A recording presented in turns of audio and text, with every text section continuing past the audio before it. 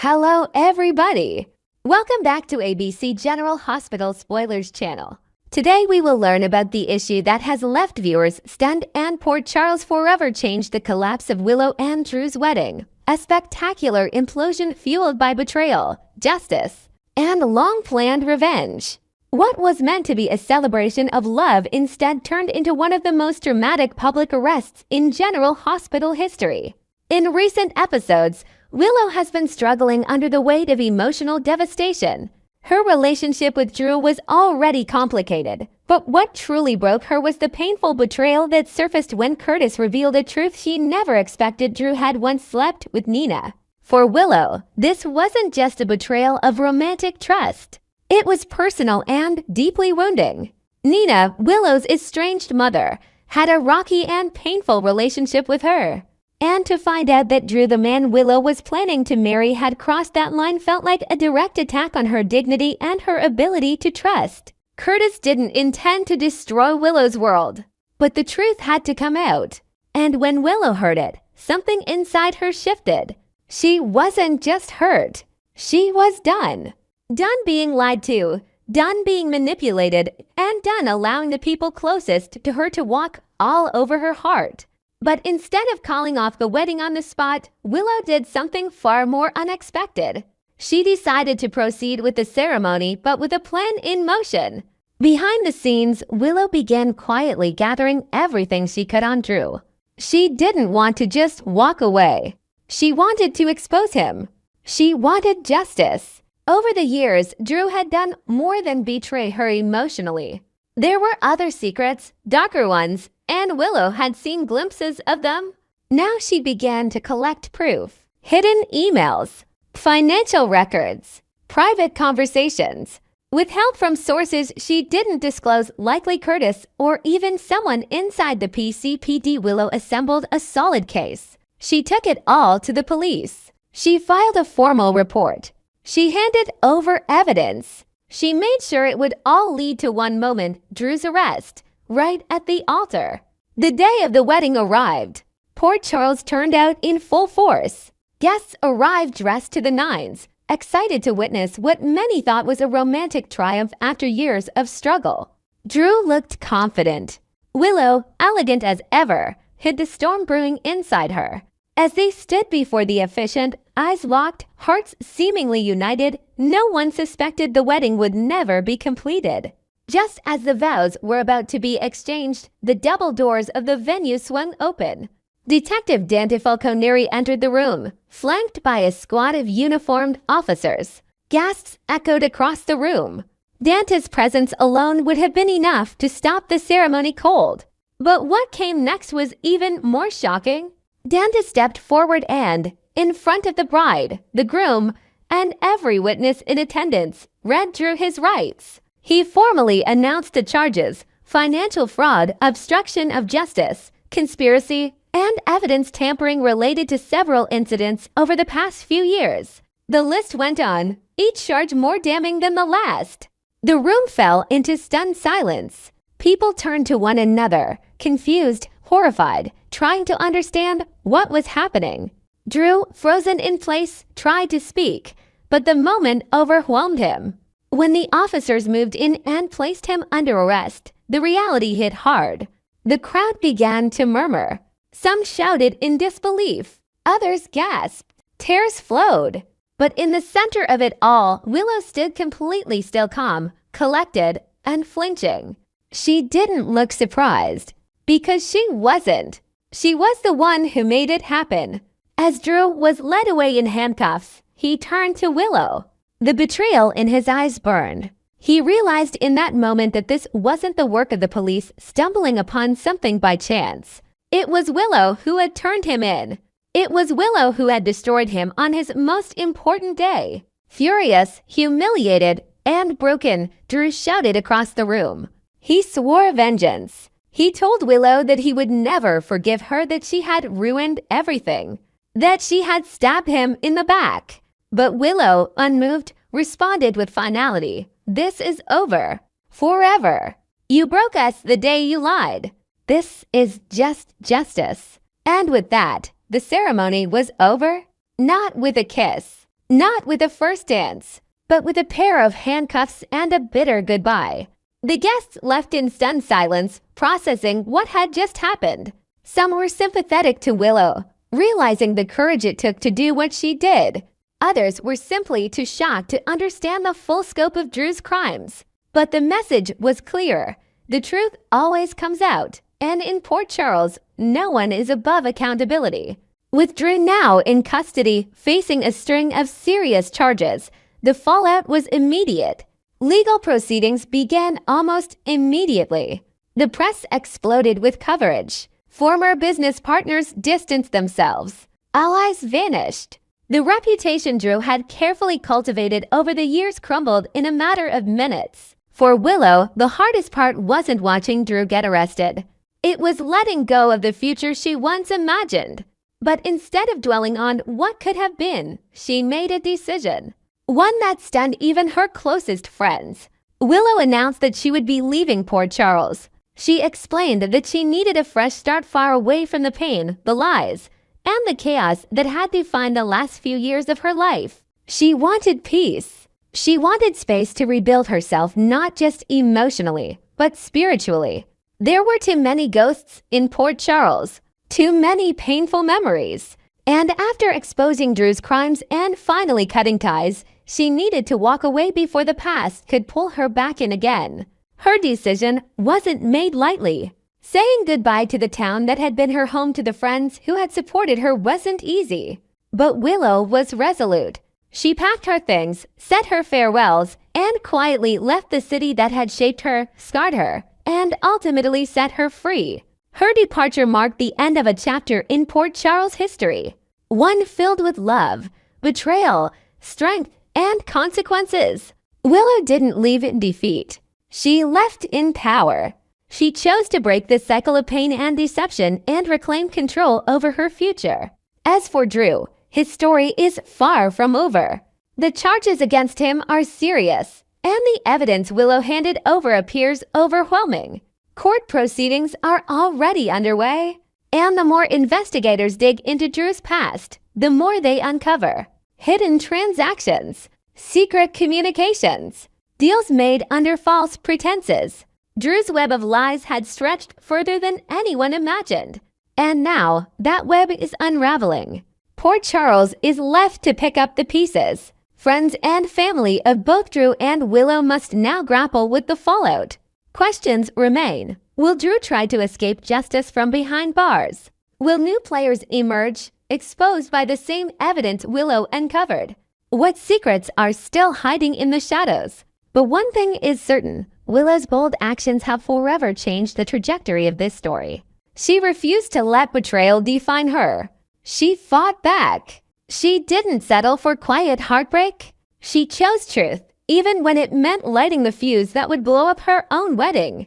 That's the power of Willow. And that's why Port Charles will never forget her. Next, we will uncover the growing fan excitement for a fresh romantic spark in Port Charles, spotlighting the intriguing possibility of Elizabeth Weber and Isaiah Gannon emerging as the next must-watch duo. Enthusiasts of General Hospital are on the hunt for a compelling new pairing to champion, with many voices rallying behind the idea of Elizabeth Weber and Isaiah Gannon kindling a romance that could breathe new life into the show's love stories. This matchup holds promise for layers of emotion and tension, as both characters carry rich backstories ripe for intersection. Picture fans gathering in online forums, debating late into the night about how their shared compassion and resilience might forge an unbreakable bond.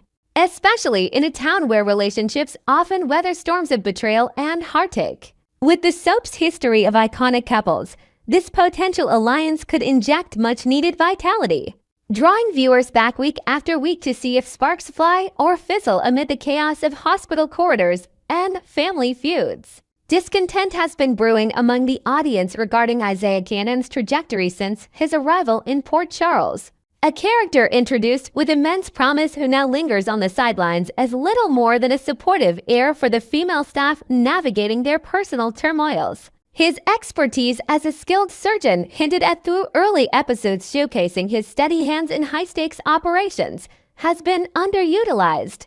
leaving fans yearning for him to step into the spotlight with meaningful arcs. Meanwhile, Elizabeth Weber's romantic landscape has felt barren since the tragic loss of Franco Baldwin, whose passionate connection with her ended in heartbreak, casting a long shadow over her subsequent storylines. The brief resurgence of Lucky Spencer ignited fleeting optimism, with visions of rekindled flames from their storied past, but it unraveled into disappointment, culminating in his abrupt departure that left Elizabeth adrift once more.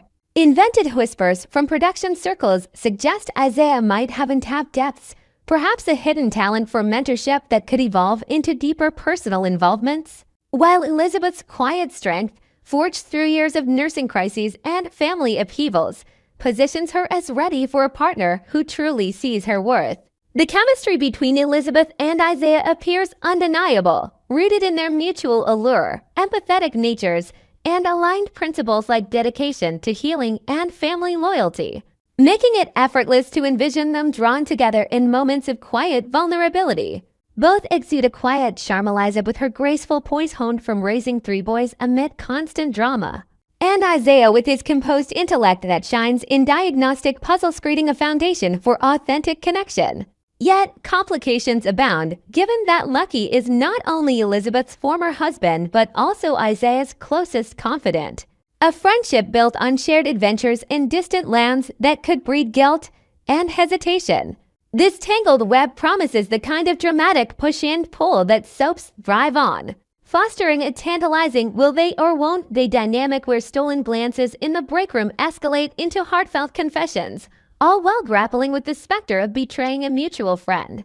Expanded scenarios might include late-night shifts where they bond over coffee, sharing tales of past losses, only for Lucky's lingering influence to surface through unexpected calls or mementos, heightening the emotional stakes and building toward a climactic resolution. General Hospital is in dire need of a revitalized chief of staff to steer the institution through its myriad challenges, as current options fall short of inspiring confidence. Terry Randolph, while competent and beloved for her no-nonsense approach in past crises, has mysteriously faded from prominence, her absence leaving a void in leadership that's felt in disorganized staff meetings and unresolved administrative snarls. Portia Robinson, on the other hand, has proven a tumultuous choice, her tenure marred by ethical lapses like tampering with paternity tests to protect her daughter Trina, and now entangled in Drew Kane's political machinations that distract her from core duties. Her recent missteps, including overlooking critical patient files amid personal scandals involving her marriage to Curtis Ashford, have eroded trust among colleagues and patients alike. Isaiah Gannon emerges as an ideal candidate, his confidence radiating in surgical suites where he effortlessly commands respect. Paired with sharp intellect that deciphers complex cases and a compassionate bedside manner that soothes even the most anxious families. Envision him implementing innovative protocols like streamlined emergency responses drawing from his global experiences, transforming the hospital into a beacon of efficiency and care. With Elizabeth already excelling as head nurse, her organizational prowess evident in coordinating seamless ward operations and mentoring young staff through ethical dilemmas. Pairing her with Isaiah in executive roles could propel General Hospital to new heights of excellence. Together, they might overhaul outdated systems, introducing joint initiatives such as wellness programs for overworked employees or advanced training simulations that blend their expertise, ensuring the facility runs like a well-oiled machine. This collaboration would not only address immediate crises, like staffing shortages exacerbated by recent outbreaks, but also foster a supportive environment where innovation thrives, much like the legendary duos of yesteryear who defined the hospital's golden eras. Elizabeth and Isaiah have the makings of a formidable GH power couple, echoing the timeless partnerships of Audrey Hardy and Steve Hardy, whose unwavering commitment built the hospital's foundation through decades of trials, or Monica and Alan Quartermain, whose fiery dynamic blended professional rivalry with enduring affection amid family fortunes. Their union could command the same respect, with Elizabeth's nurturing leadership complementing Isaiah's strategic vision, perhaps leading to joint ventures like fundraising galas that unite Port Charles elite for charitable causes. In this envisioned future, they stand as pillars of stability, navigating scandals with grace and turning the hospital into a sanctuary for healing. Ultimately, Elizabeth and Isaiah seem tailor-made for each other, a match that could flourish if Lucky continues his nomadic pursuits across Africa, chasing humanitarian missions that keep him worlds away. Let them ascend as the reigning monarchs of General Hospital, presiding over a realm of medical miracles and romantic possibilities, captivating fans with a storyline that honors their individual journeys while forging something beautifully new. Next, we will uncover the latest off-screen developments involving a fan-favorite star, shedding light on her upcoming absence from Port Charles and the family dynamics shaping her real-life journey. Devoted followers of General Hospital are bracing for a noticeable gap in the storyline as Kirsten Storms, the talented actress behind the spirited Maxie Jones, steps away from the screen for an extended period. This break stems from her bold decision to relocate from the bustling streets of Los Angeles to the serene landscapes of Tennessee, embarking on this new chapter alongside her young daughter, Harper. The move represents a fresh start, perhaps inspired by the charm of Southern living with its rolling hills, vibrant music scenes, and family-friendly communities that offer a stark contrast to Hollywood's relentless pace. Invented insights from close sources suggest Storms has been eyeing properties with spacious backyards ideal for Harper's playtime, envisioning lazy afternoons filled with picnics and local festivals that foster a sense of normalcy away from the spotlight. As Maxie's on-screen adventures take a temporary backseat, fans are left pondering how her absence might ripple through Port Charles, potentially shifting focus to other characters like Spinelli or Brooklyn in the fashion and intrigue-laden world of Deception Cosmetics. Many viewers might recall that Harper's father is none other than Brandon Barish, a familiar face from General Hospital where he portrayed the charismatic Johnny Zakara, and later dazzled on Days of Our Lives as the intriguing twins Stefan and Jake DiMera. Barish's versatile career has seen him tackle roles blending intensity with charm, much like his off-screen persona as a dedicated parent. Recently, an online detractor stirred controversy by claiming Storms had coerced Barish into uprooting his life to Tennessee just to stay near their daughter, a baseless accusation that highlighted the pitfalls of social media scrutiny. Storms, known for her quick wit both on and off camera, swiftly countered the troll with grace and clarity, emphasizing their mutual respect and shutting down the negativity before it could escalate. Expanded details could include imagined scenarios where Storms and Barish share lighthearted video calls coordinating Harper's school transitions, turning potential conflict into collaborative triumphs that model healthy post-divorce parenting for fans worldwide. The paths of Storms and Barish first crossed amid the dramatic sets of General Hospital, where he embodied the brooding Johnny Zakar from 2007 to 2013.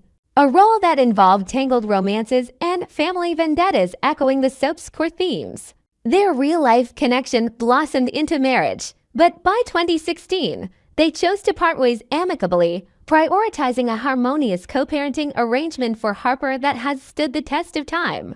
Despite the split, they've maintained a supportive dynamic, often seen in shared family outings or holiday celebrations that keep Harper's world stable and loving. Barish has since built a new life, tying the knot with his current wife and welcoming a son into their fold. Yet this hasn't disrupted the seamless co-parenting rhythm he shares with Storms. Inventive additions might portray them attending Harper's school events together, exchanging parenting tips over coffee, or even collaborating on fun family traditions like annual trips to theme parks, showcasing how former partners can evolve into allies for their child's sake. Evidence of their unified approach shines through in Storm's recent Instagram video, where she opened up about the relocation, prompting a perceptive fan to comment on the thoughtful logistics behind it.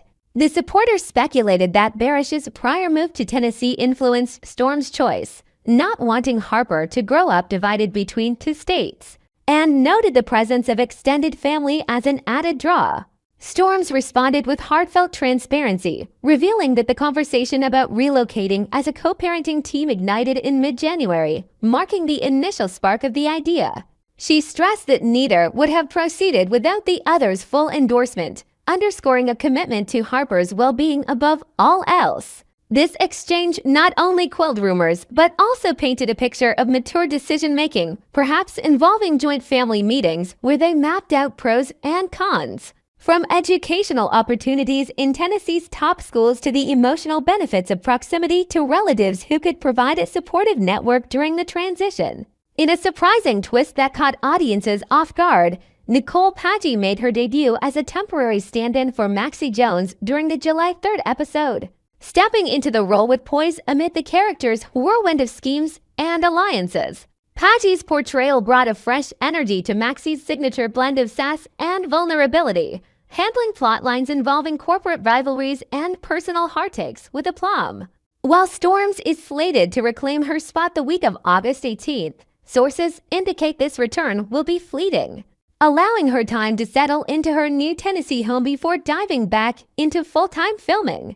By year's end, expect her to re-emerge in compelling arcs, possibly exploring Maxie's evolving relationships or business ventures that tie into broader Port Charles narratives. Imagined extensions could see Paggi's interim stint introducing subtle nuances to Maxie, like a newfound interest in eco-friendly fashion, setting the stage for Storms to build upon these when she returns, ensuring continuity while adding layers of intrigue. As Kirsten Storms takes this well-deserved hiatus to focus on family and new beginnings, the General Hospital community is left reflecting on her indelible impact as Maxie, a character who's navigated everything from romantic entanglements to high-stakes mysteries with inflappable style. Will her temporary absence leave a void in your viewing experience, prompting you to rewatch classic episodes or speculate on how the show adapts?